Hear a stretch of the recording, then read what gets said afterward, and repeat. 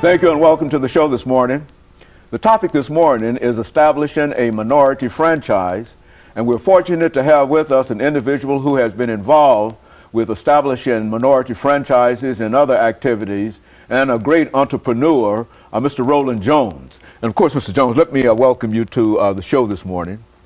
Thank you. It's a pleasure to be here. And to tell you how delighted we are to have you here, Mr. Jones, and I think that we indicated up front that you are a great entrepreneur, and that might be outstretching it in a real sense, but as soon as you give us some information about your background, education, and some of your experiences within the context of establishing minority franchises, I think that people will understand what we meant when we said that you've really been involved and you are indeed a great entrepreneur. Let's start off by talking about your background, education, and some of the things that were important in terms of your life that led you to us today.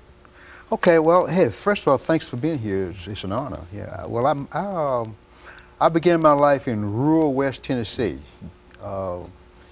back at around the outbreak of World War II. That's when I was born, and all my values were shaped there. And of course, I went on to graduate from high school in Memphis.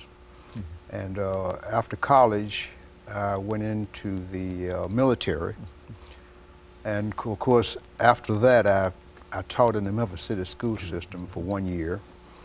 And while I was doing that, I was attending broadcast school at night.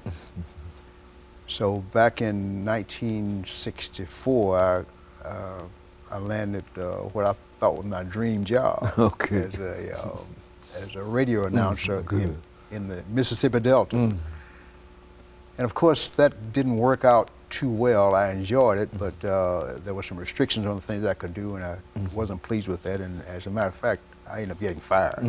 Okay, might have been the best thing that ever happened to you. It was the best thing that happened to me, because when I got fired, what happened, it put me on the road. And I ended up in Washington, D.C., in an employment counselor's office. And that employment counselor hooked me up with a HR person that was with McDonald's. At that time, it was a franchise owned McDonald's. It was like one franchisor owned, franchisee rather owned, multiple restaurants. And this was back in July of